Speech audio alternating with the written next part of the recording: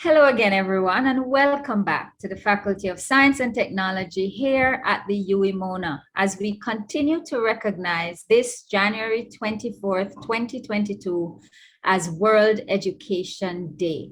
Once again, I am Dr. Marvadeen Singh-Wilmot, and I am the Associate Dean for the Student Experience here in the FST. Now, under the theme, Changing Course, Transforming Education, that's the theme for today. We are having conversations aimed at two objectives that have been outlined by the United Nations in celebration of this, the International Day of Education. One, to spotlight student voices on the changes that they would like to see in the education process. And if you have not as yet seen that episode of our conversations, please go look back for it. The second objective is to spotlight teacher voices on the future of their profession. And joining me today to have that discussion is Dr. Carl Beckford. Now, Carl is a lecturer in the Department of Computing. So help me, everybody, to welcome Dr. Beckford. Carl, how are you doing? I am well, and I'm so glad just to be here. Yes. Wonderful. And we thank you again for joining us. And just so that everybody can get to know you the way I do, tell us a little bit about yourself, your own education and professional journey. My own education, well, I went to Kingston College before I came to this noble institution from the University of the West Indies, where I then pursued my initial bachelor's degree. Really, I was studying what was called the computer studies option, which was computer science, and then I also looked at management studies. And then I went from that into the master's, and really it had been quite some time. But education-wise, yes, those were the early days. I have been teaching, you could say, for quite some time because I teach for the love of it. Yes. And since joining our faculty, you have been not just a lecturer, but also a researcher, aren't you? Yes. So what does your research entail, Carl?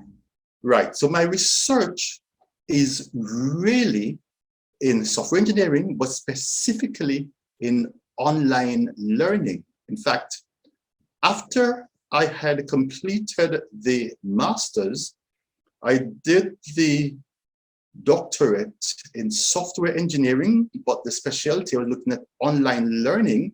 And so, in fact, my major research is trying to see how we can use the technology more so that even the self-learners, the technology can enhance that self-learner, but still ensure that whichever way you learn, whether it's a face-to-face or just by you and the computer, you're actually at the same optimal level of learning. Ah, wonderful. And that means that you are specially positioned, particularly now, during online learning, during COVID, during the pandemic, and in the post-COVID era, which is coming. You are confident. We are going to continue, I suppose, in this way. You're seeing it that way from your perspective also, I suppose, and the digital tools that you are so competent in, that you have mastered. Really and truly, Carl, not everybody is at such an advantage, is it? That is so true. And in all fairness, that is because for quite some time, when we have our educators learning about teaching, we really didn't emphasize the necessity of then learning to teach in the online space. The truth is, teaching in the online space requires you to first understand about teaching, but then understand some intricacies about how that learner will learn more and what to do more so in the online space. So yes, there's different, somewhat different, but yes, I think you could say I have an advantage having learned it, but I can understand, I believe everybody can also apply themselves and get into that space. Right. And I remember when we just moved online during COVID, you were the one who took the rest of us from the faculty and coached us, trained us in the use of our platform, BBC. Yes. And yes, and I remember sitting at your feet, all of us as your students, your colleagues as your students. And I remember the simplicity with which you were able to communicate to us. So tell us, you have teaching responsibilities and research responsibilities. Yes. So tell me about your interaction with both your undergraduate and postgraduate students, not necessarily in the online space, but through the years. Tell me about that, the nature of that kind of interaction with undergrads and postgrads for you, and that experience working with students at both levels. So I think for the undergrad, I had to make a bit of adjustment when I began teaching. So I entered the system learning that, I'm now a lecturer.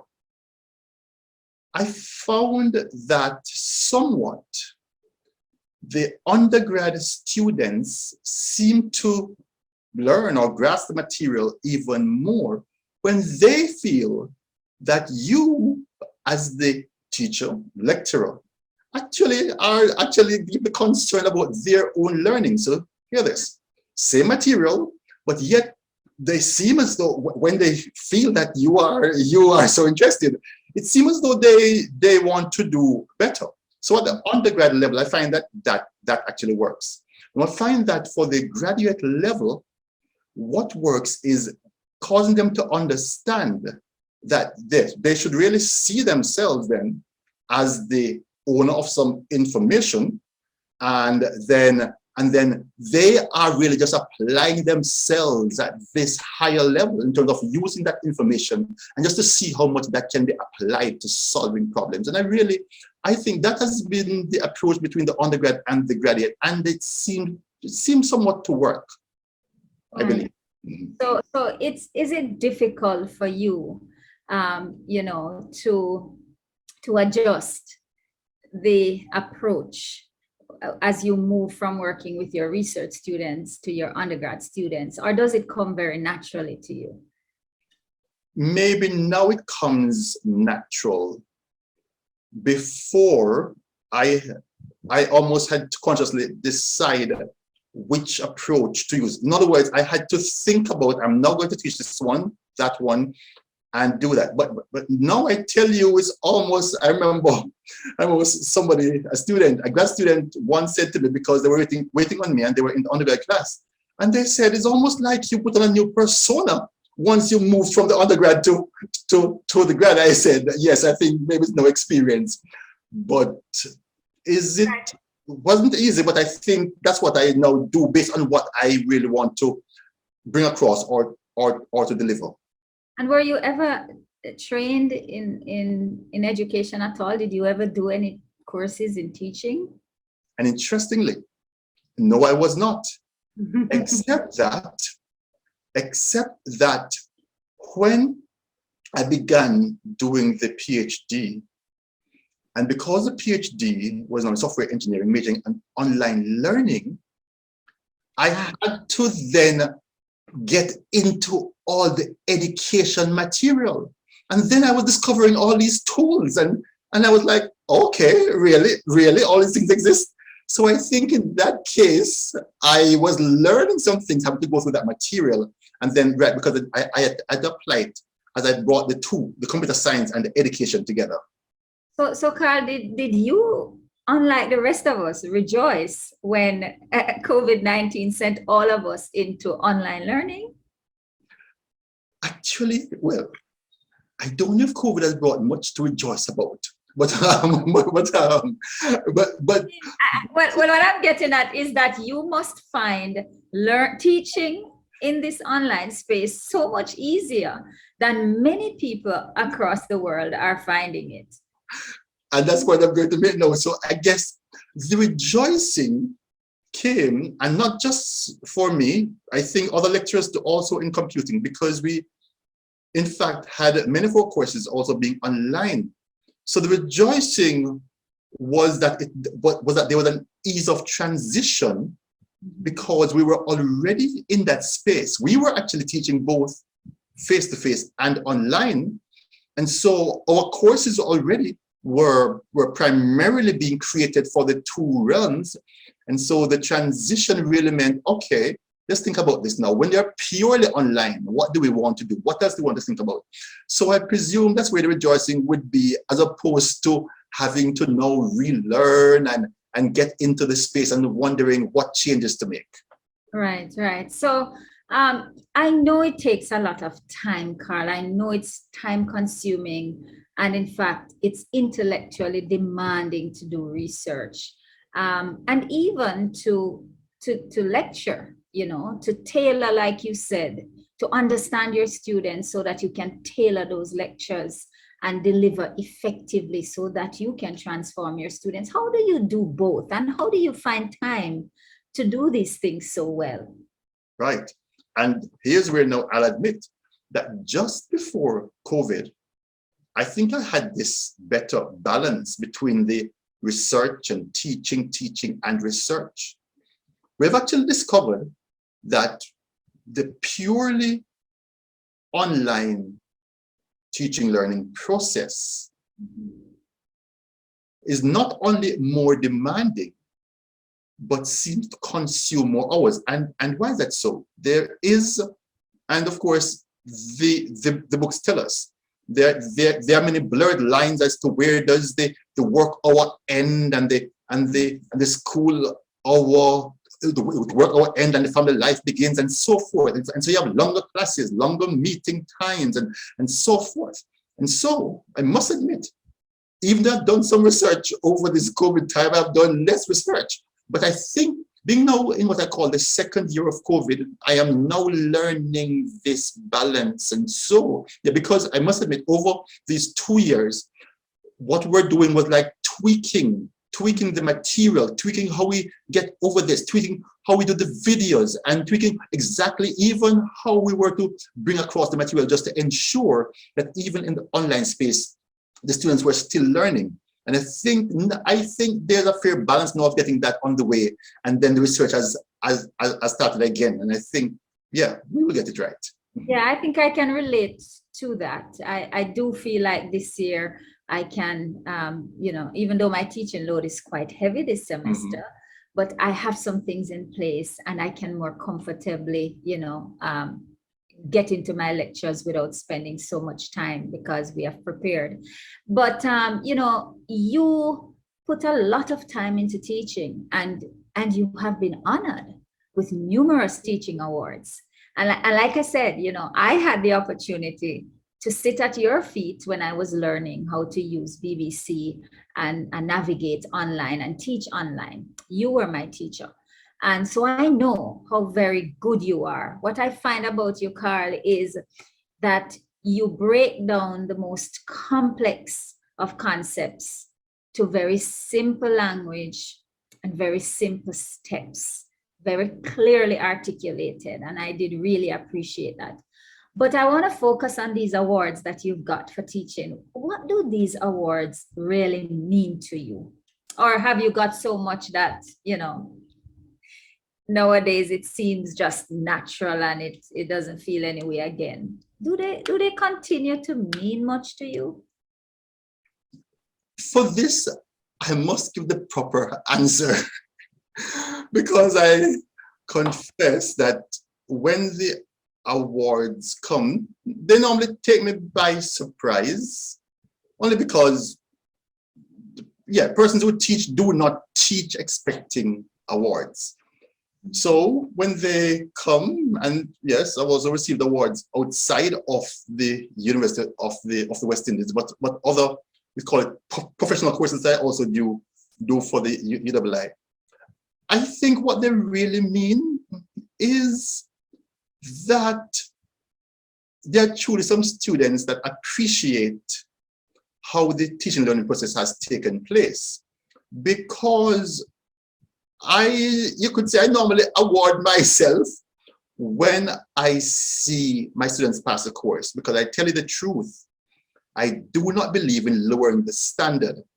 So it pains me sometimes when I have to fail a student and I think about myself, okay, next time I'm teaching the course, what did that student miss? So I think I get the award from I see whosoever's passed when I remember, okay, this student came from this place. But I presume in honor of the various institutions that have given awards, I do appreciate it, and I do think they're doing a good thing for causing teachers like myself to say, yes, you have done a good thing, and I receive it in grace. Right, and then you know, the rest of us get to know about it. People all over the world get to hear about it, and then you inspire others. So, you know, your students say though that you demystify computing. They say student learning is your priority. They say you encourage them to think critically, and you consistently get evaluations of 4.9 and 5 out of 5. So you're scoring full marks. Your students are totally pleased with you. What strategies? Tell us. You know, I've mentioned some things about, you know, how very simple the language you employ when you teach that anybody can understand, and how very careful you are at communicating these difficult concepts. But tell us in terms of strategy, you know, what strategies do you employ to make computing come alive for your students? How do you manage to excite them while at the same time getting them to think and to analyze and to apply? All right. So, interestingly, I want to start what I call the end point, because my end point is also my beginning. What's the end point? I truly tell you that when each year we receive this thing called a student evaluation, I look at that, and anywhere I do not see a 5.0, it tells me that there is at least one student who, for whatever reason, thought there was not this great excellence in that portion. And I looked for those and I said, okay, let's see how we can get into that. So I tell you, this strategy, if you want to call it a strategy, which I use, is really to think of myself back as a student receiving the course, and I think of myself in terms of my competence, meaning I'm thinking of it like, all right, if I'm doing this course and I only know to this level, which things would make an impact on me? So like with computing is there to provide solutions to problems. So there are very, very few things, if any, that I do not bring across without already giving them a practical way how the very thing they're learning will be used in a few weeks, in a few months, in a few years' time. And so pretty much by the time they finish just one topic, they understand, okay, we'll be seeing that either in another topic or in the workplace or so and so. So I presume that would be the best strategy I use, that everything has a significance, and I try to show them the significance of it. Right. So you're saying then, Carl, you know, it's not enough for those of us who have to work with students, whether we've been trained as teachers or not, because, you know, they say a university lecturer is not a teacher. They are experts in their fields, and they come in and they share with their students. But you are redefining, and I think many people have agreed that we're no longer the sage on the stage, are we? And so we have to pay careful attention, like you, to what our students are saying, and to feel what they feel, to know what excites them, so that we can employ these strategies to excite them to learn. And I hear that coming out in what you're saying, and I hope, you know, more of us can. I mean, there are different ways, and different personalities will well, they'll adjust and they'll adapt different mechanisms. But I hear that coming from you, and you've tried it, you've tested it, it has worked for you, and somebody out there is gonna learn from what you have said. So thanks for that. Today is the UN's International Day of Education. We've said that before, and the theme changing course, transforming education. And I want now for us to zoom in on that theme. What for you will university science education look like going forward in the post-COVID era? Right. In the post-COVID era, one of the first things I'm seeing is this plethora or this explosion of MOOCs, the massive open online courses. In other words, I'm seeing that COVID has now opened and prepared persons mentally just to understand that learning online is actually also possible. Because before long, person said, no, if it's not face-to-face. And so MOOCs, which always existed, I see other persons going there, but I also see universities developing their own, call it MOOCs or MOOC programs, just to see what else can be done there, because more and more learners will be seeking that opportunity. That's one. The second thing. Hold on, Carl, before you go there. So more and more learners will be seeking that opportunity. And I heard from our students today when we spoke to them that indeed there are some aspects of online learning as science students that they like, but there are some other aspects that they have difficulty with. As science students, they want to be in the labs, and they don't find that the simulations and using an avatar or something to move around in the lab is enough to give them that experience. Want you to comment on that a little bit as you go on to your second point. Right. In that case, it is very well in line with the second point, because the second point is that in the post-COVID era, I see a greater development in what I mentioned earlier of these possibilities for simulation. In other words, yes, students want to be in the labs. Students will get tired of being in the purely online environment. But I believe strongly that is because the online environment has been somewhat forced, or courses were pushed into this without developing the proper way how to structure and to make courses for the online space. Because I tell you, there are some courses which I've also taken. I haven't taken them for the PhD when I had to develop my own understanding. There are some that I have also been in, and you feel as though you're actually in this space. Of course, there is actually a hybrid where there are some courses where the particular course material or the necessity of knowledge transfer, it's important to have a lab component. And those cases too, one, you can build whatever simulation which is necessary, which will therefore be one aspect. But I am still seeing where the in-person labs should still be in place, and should therefore be what I call it another opportunity for the student. So hear this. Some of our learners, our students, may very well be in other countries and may not so easily be able to take up the in-lab or the in-person opportunity.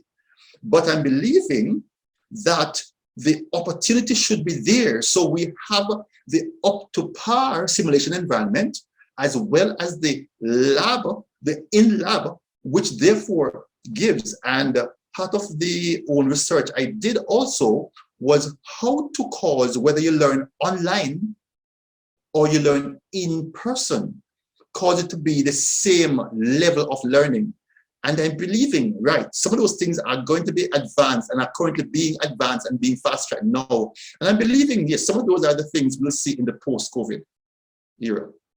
Yes, it seems to me you're on the ball, and indeed the students we spoke with today talked about this desire for the hybrid option, because Right. they like the lecture recordings. They like, some of them, the use of animations and videos as we deliver our lectures. They like the online office hours. They talked about the need, for instance, for regional students who don't want to be on the Mona campus, staying where they are and accessing content, and then at another time coming on the campus to do their labs. Yes. And so, right, and so now, as the theme suggests, Carl, changing course.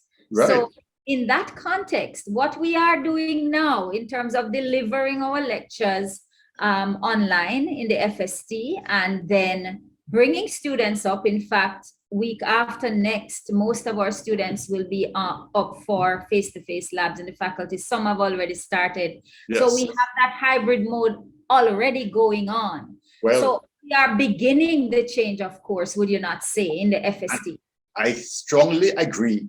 And I'm saying, yes, that is the approach. That is really what we are discovering. So even though we're still in COVID, I believe we are really getting ourselves set for the post-COVID era, because that is the way.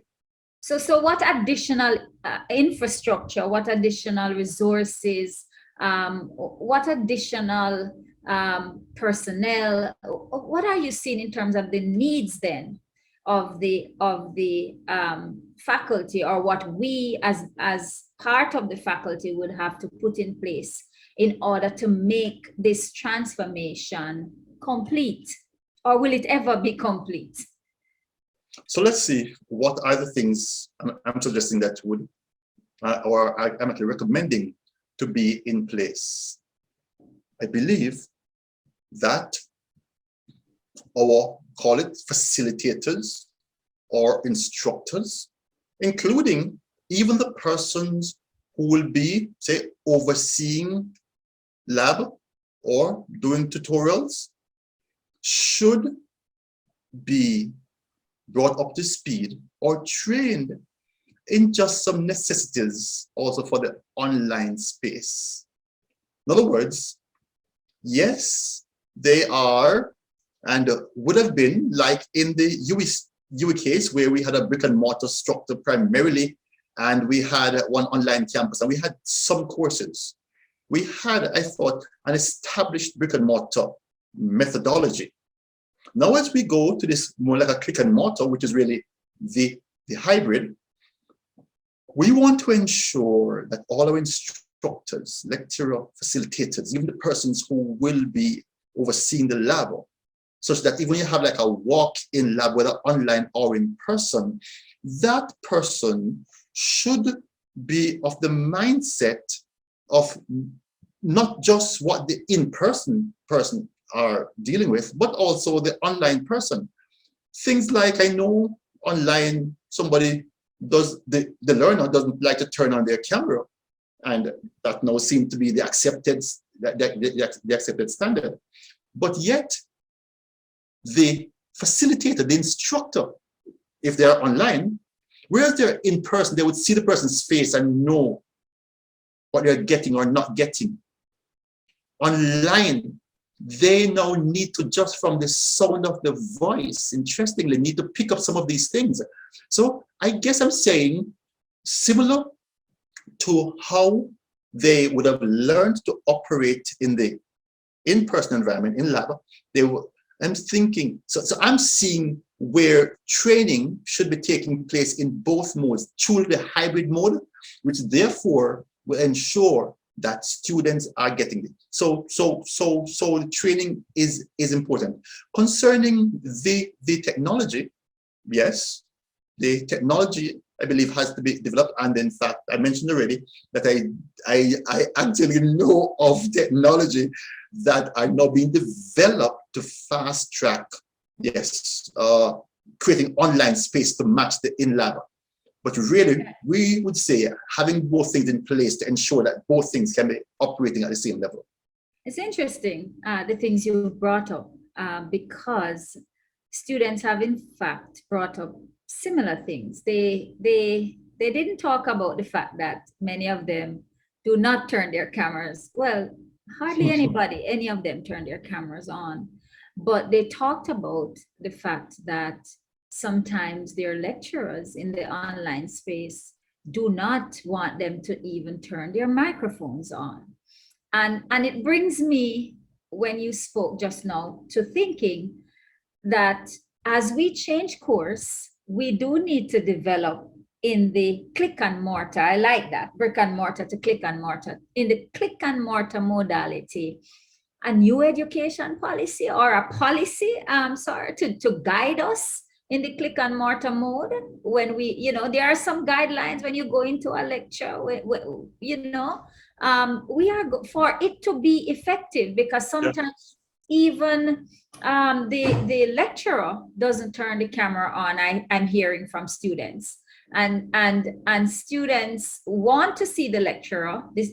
For me, I want to see my students, but my students sometimes, last Friday in one of my classes, one of my students said, "Okay, Dr. Singh, you said you wanted to see into our eyes. Now I fixed myself up, so I'll turn my camera on for you." And she did, and I was grateful. So, but do we need to have a policy to guide this? Because they don't like the fact that lecturers have the controls and can turn off the microphones and they can't interact, and they want to interact.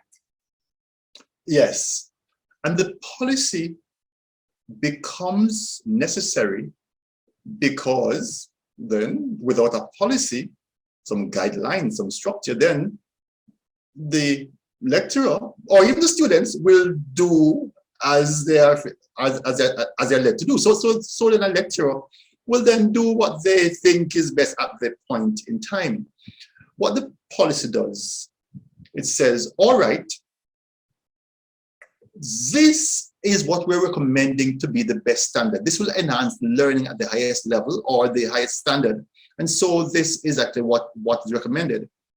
Because I tell you the truth, Marvadeen, I leave my camera on in my classes, not necessarily because I want to or I like to, because I want to show my face, but because when I was being trained in education, and as I said, online and the studies, it seemed to suggest that the learner grasps more also visually. So hear this. So even though we went online and they're seeing the PowerPoint, they're seeing there's text, and yes, they're seeing there, they're grasping more when they're seeing the deliverer of this knowledge, the deliverer of this content, yes, providing that. And I find that is, so the policy, I find, is necessary. I believe we have some established policies for the in-person, and I believe, yes, we would like a policy, yes, for the online and even for the hybrid mode, certainly. Right. And so we need the infrastructure, because the hybrid mode, and when I spoke earlier, I said, we are already, the FST is already making some headway in that direction. We do have the option, or we do have courses that are running. Some things are online, some things are face-to-face. But there's another way of viewing the hybrid mode. Another way is that I am in the lab with some students in the lab, and at the same time, some students who choose to be online can be seeing exactly what we're doing in the lab. And that's also another interpretation of the hybrid mode, is it not? And that's the one that will require a deep investment in infrastructure. Tell us what that will take. Right. Deep investment in infrastructure, because we want to expand that hybrid mode, not just for labs, we want to expand it for every form of course delivery. So we're talking about lectures, tutorials, whatever, every form of course delivery.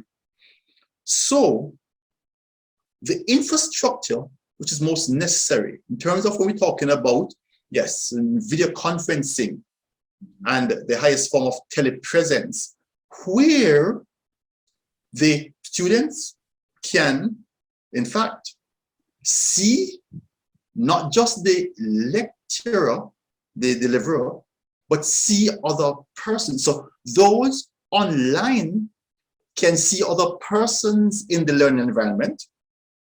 And those in-persons can, I guess, they can see their names or their faces if they also allow their faces to be seen.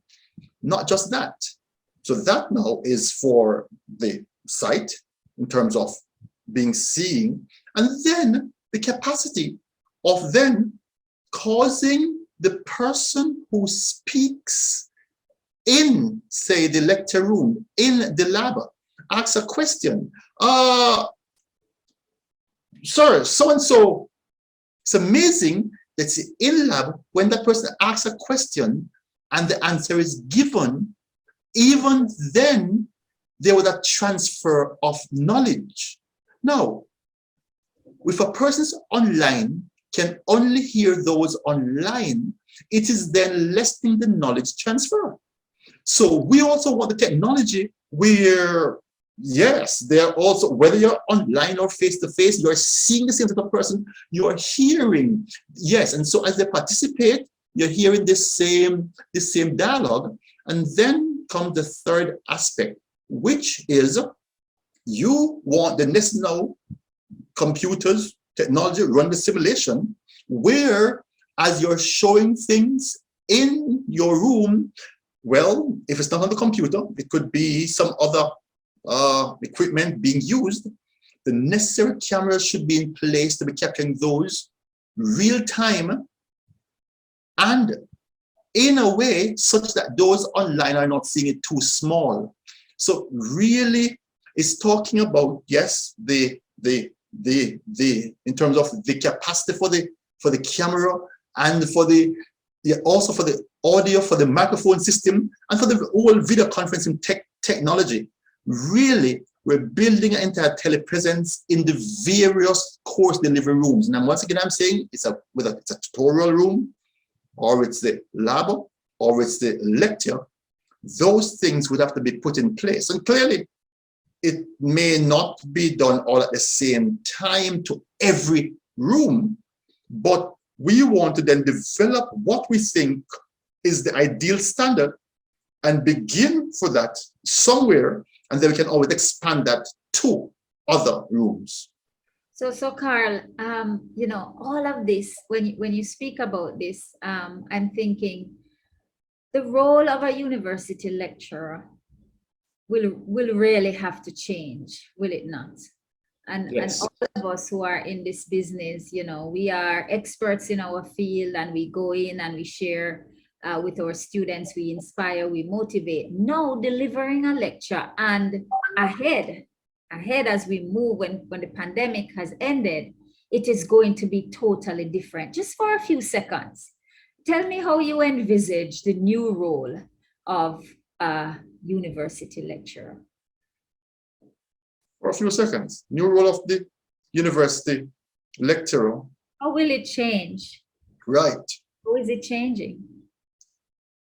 The immediate thing that comes to mind is that a lecturer would now have to mentally deal with that in the same space in the future, they could have in-person students and online students, but at the same time, meeting the demands of each, not forgetting any.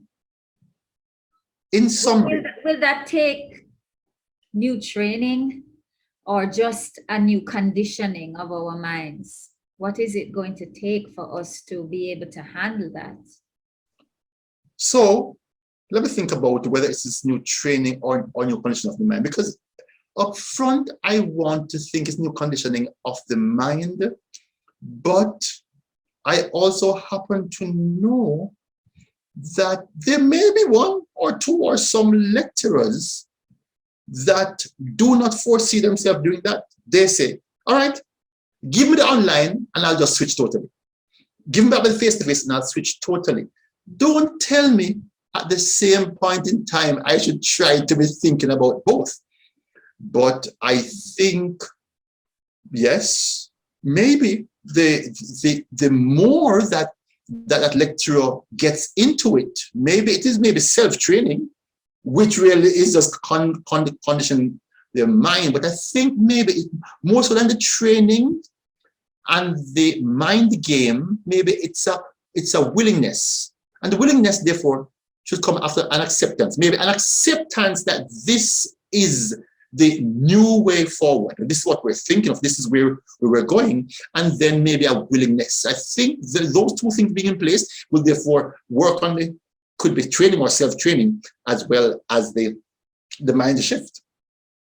Right. So as we think about, what are the things that we should continue doing, what are the things that we need to change, and what are the things that we need to reimagine creatively, you do see some training, some reconditioning of our minds, some willingness to change in our future. And I think most of us are beginning to realize that it will take some time, but I think eventually we will get there. And I think the FST has begun the journey.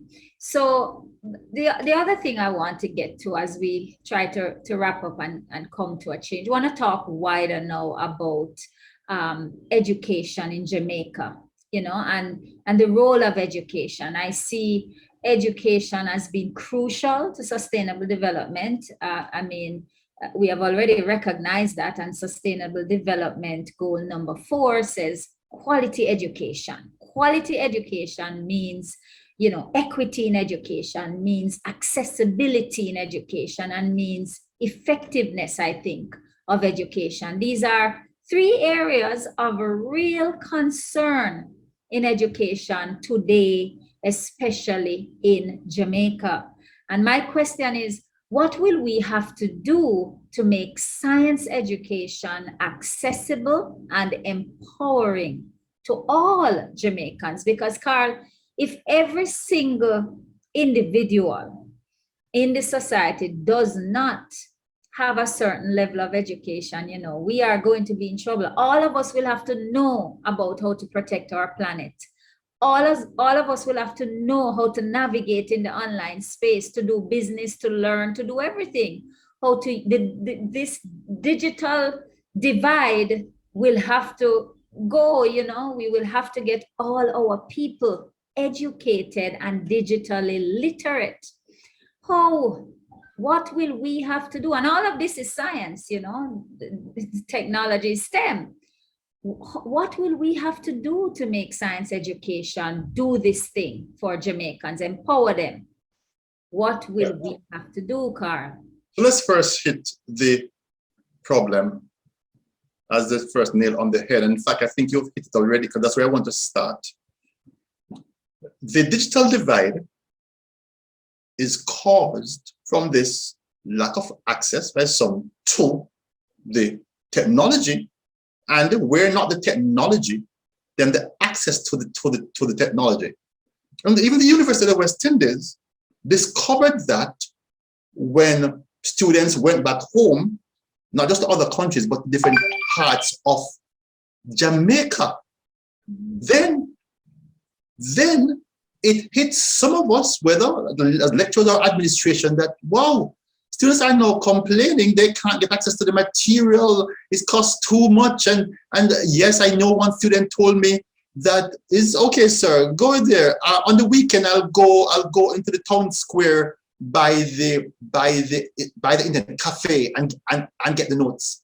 And it's just a reality that we do not have across fully it being distributed equitably across Jamaica, all spaces, this access to certainly the level of broadband and the internet level of access. And no attempts have been made. So that is causing one of the digital divide. The other one is, so one is access to just the plain born internet and the level of access, because simply saying that you have access to it on a cell phone, science education, we know is not the best way to be taught on a phone. Mm-hmm. So just that. You must fix the access problem. You say that's one. Yes. As in the access problem to the internet. Mm-hmm. Then the other access problem, as to be now, what is the requisite technology that students will need?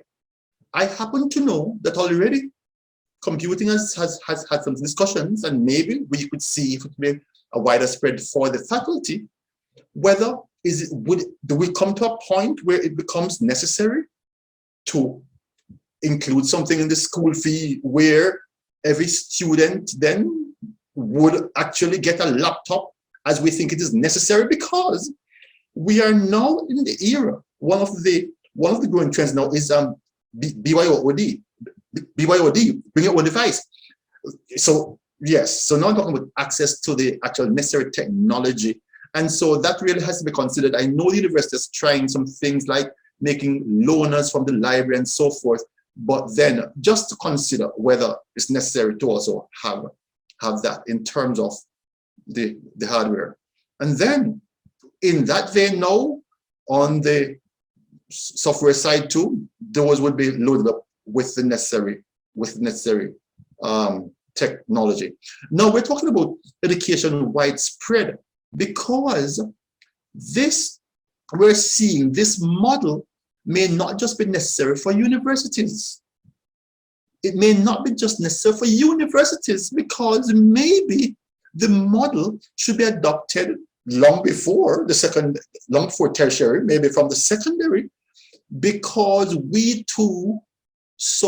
also saw how the schools were affected at all the levels. So I think the biggest thing is dealing with that digital divide and causing the technology to be available. And then the last point I want to just raise on this is then enhancing teacher education, enhancing teacher training, just to know to embrace technology, irrespective of what we're now learning.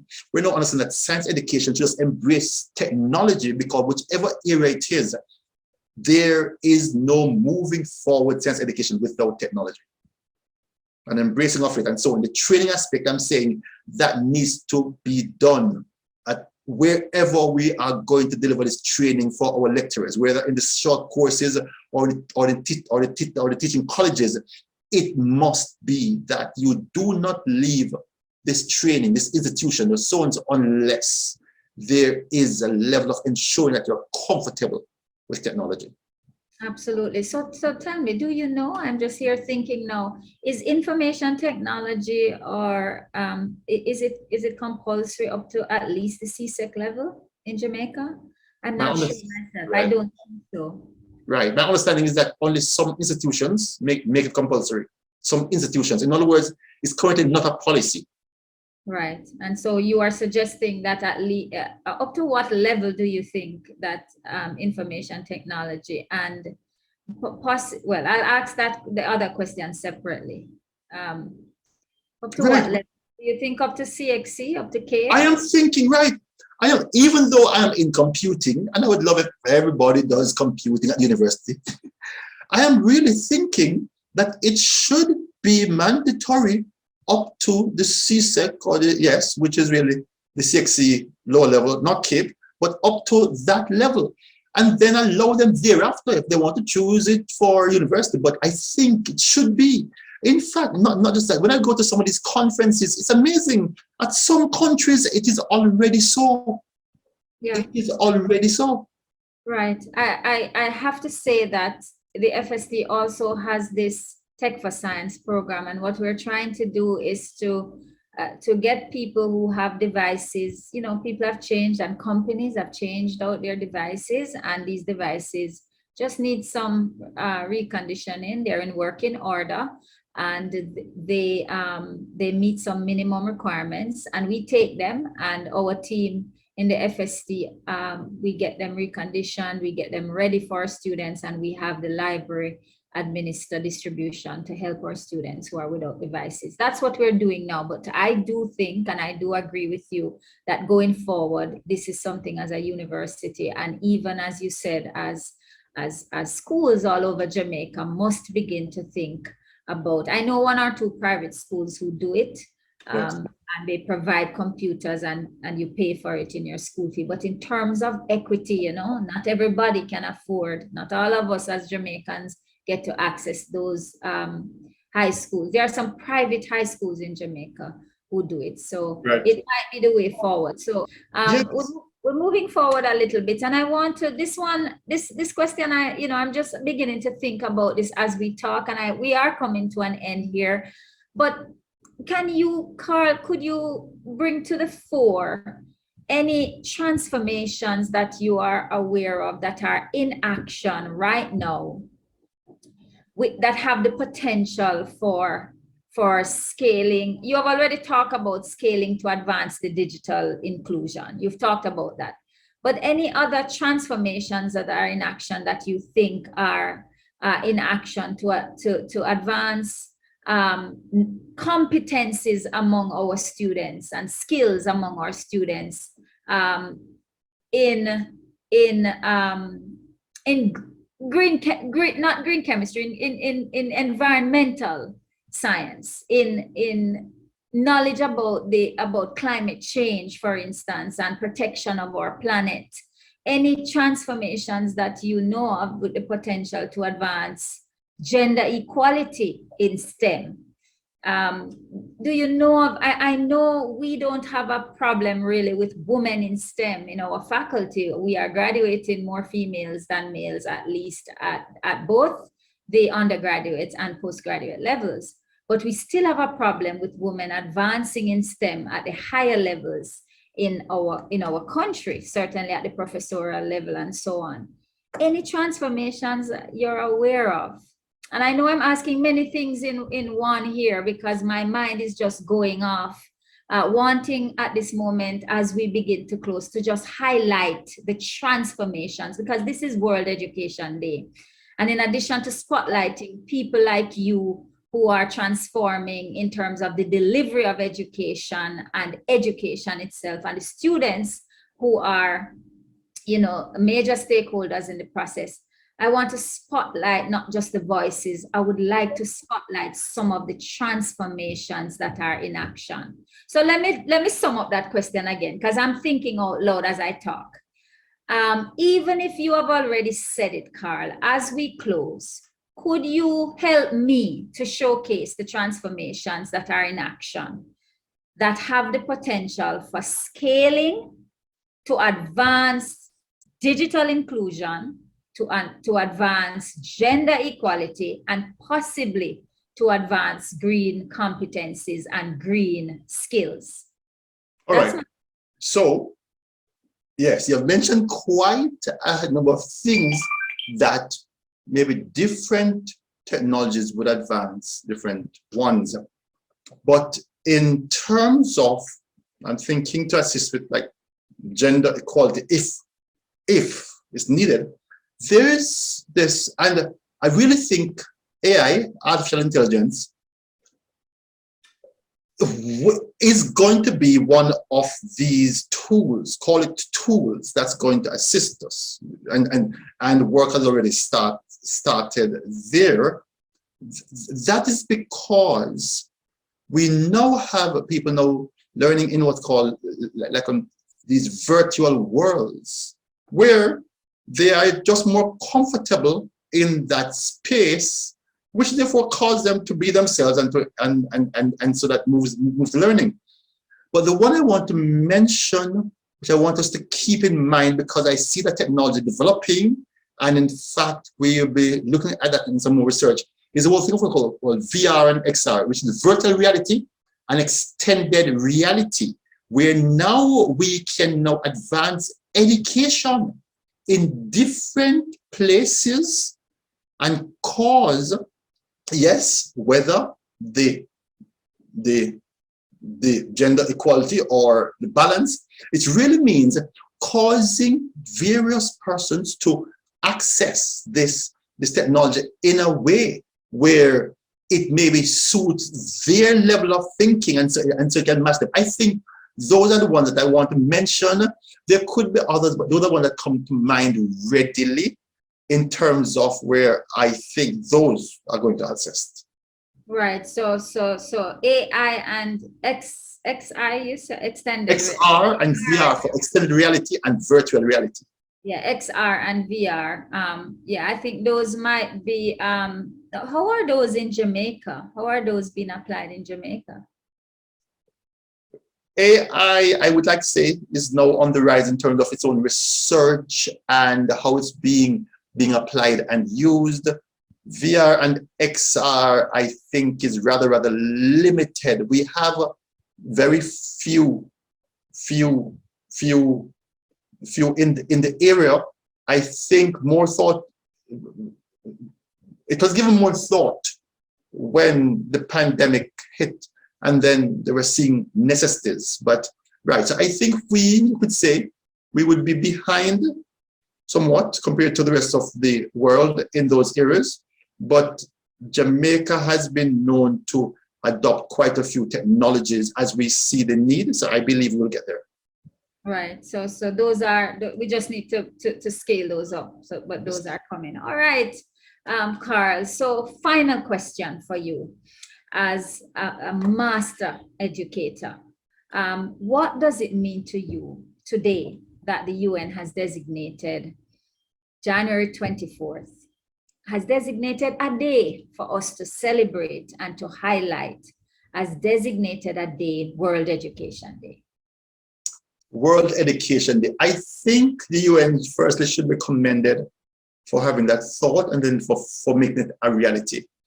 Because every person who you see, yes, has benefited because of education. Some might have benefited only from the informal education process or system.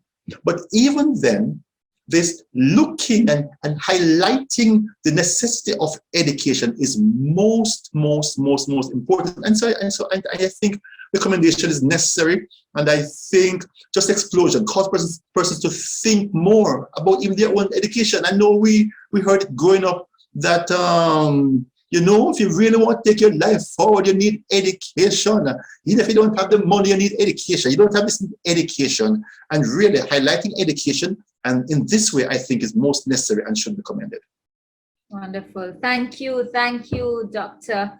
Carl Beckford, ladies and gentlemen. And so, ladies and gentlemen, as we celebrate World Education Day, let all of us as Jamaicans continue to do our part to celebrate our students, to celebrate our educators, and all those who continue to work very hard to make education in Jamaica work and to make our education systems equitable, or I should say more equitable, yes, more inclusive, and more meaningful. I want to particularly thank all of our lecturers and all of our students in the FST.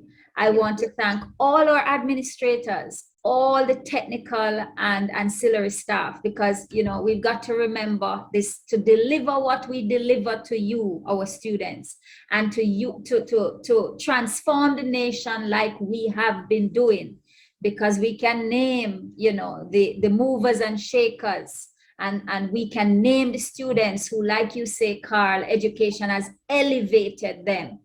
We can name them, those who have passed through the FST and are doing fantastic things and leading fantastic lives. And this entire team in the FST has really contributed and worked hard to make education, our education system and our FST education, as valuable as it is. So today I want to celebrate. We don't have the time to have conversations with everybody, and we are highlighting our students and lecturers in these two conversations, but I want everybody who's involved in this process to celebrate on this day. And I want to particularly thank you, Carl Beckford. You have gone above and beyond to enhance the student experience, which is very dear to me here in the FST. And for those of you who are out there and listening and have met Carl Beckford and have listened to him talk about his journey and his experience and the way he treats and thinks about his students and the way he thinks about education, his vision for education. Now, if any of you want to experience that in person, or using the technology. However, but you want to experience that, remember, applications for the UE are still open. And if you want to grow, like our students have grown, in the hands of people like Carl Beckford and all of our lecturers, come and join us here at the FST. We have 7 departments. We have chemistry, we have computing, we have life sciences. You got to go to computing if you want to be with Carl Beckford, right? If you want to sit at his feet and experience learning from him. We have, I said, chemistry, computing, life sciences, physics, math, geography, geology, biochemistry. You can come to the FST and you can immerse and enjoy the experience. Remember that when you join the FST, you will be a part of the wider UE community. And remember that the UE is in the top 1.5% of universities worldwide, right, Carl? Yes. Absolutely. So the FST, remember, guys, your go-to place for science training, education, research, and solutions. Don't forget to follow us on Instagram at UEMONA_FST and subscribe to our YouTube channel. Like and follow us on Facebook. And guys, we are looking forward to see all of you soon. Thank you again, Carl Beckford. Thank you to Mrs. Terry-Ann Collins-Frey and the entire team at the faculty office. Thank you very much for tuning in. Please continue to celebrate, continue to highlight the heroes in education in our country. Continue, Jamaicans, all of us here in Jamaica and in the diaspora, to contribute to education in Jamaica and to contribute to the growth and development of all our young people. Have a good evening, everyone. Good evening.